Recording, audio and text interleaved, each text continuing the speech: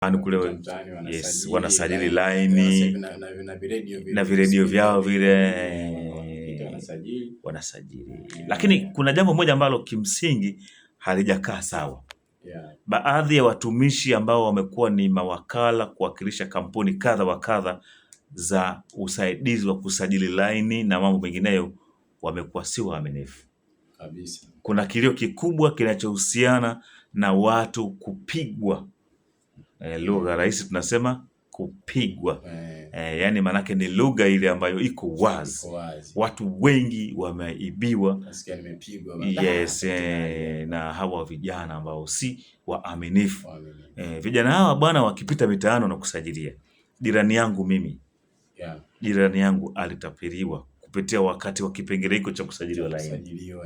Alitapeliwa 330,000. Net wala haina shaka, 330,000 kaibiwa jirani yangu, nyumba ya 3. Yani hapo ile kuambiwa bwana tunasajili bure sasa hivi na lakini mimi najiuliza kitu kimoja. Laini unasajiliwa bure. Alafu wakati mwingine anakuwekea na vocha ya buku. Sasa ile laini ile inayotengenezwa haina gharama. Mimi nilitoa shilingi 1,000 nikaungiwa MB nikaambiwa GB 5 za kampuni fulani.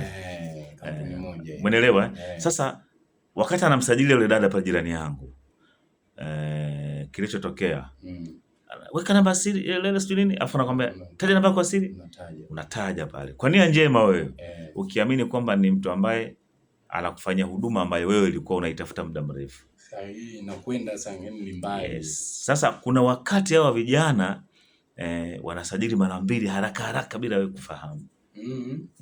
Sasa utaalamu wanaujua wenyewe. Lakini kilio changu ni kwamba baadhi ya vijana wanaofanya kazi ya wakala kwa mitandao ya simu si waaminifu. Watu wengi wameibiwa, watu wengi wameumia na wanazidi kulalamika. Ikiwezekana basi kuwepo na vituo maalum, hawa vijana wasitembee.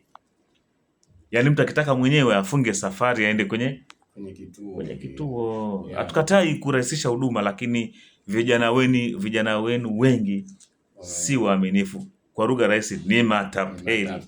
Wezi. Mimi kabla ya utapeli nilikuwa najiuliza swali moja. Yes. Kuna kipindi hapa kulikuwa kumetokea askari wanakamata watu wa bodaboda kwa sababu ya kelele zile za radio. Lakini wale jamaa wakipita mtaani na zile speaker zao zina kelele zaidi kuliko hata za bodaboda. Nikaa najiuliza vipi hawa, mbona hawa wanaachiwa hawa wanafanya kwa sababu tuyaache kama.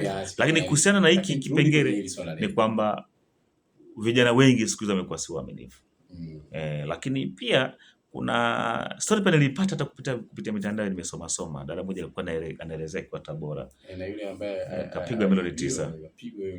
Milioni 9. Swala ndogo. Kwa hiyo mimi niseme kwamba ikiwezekana hawa vijana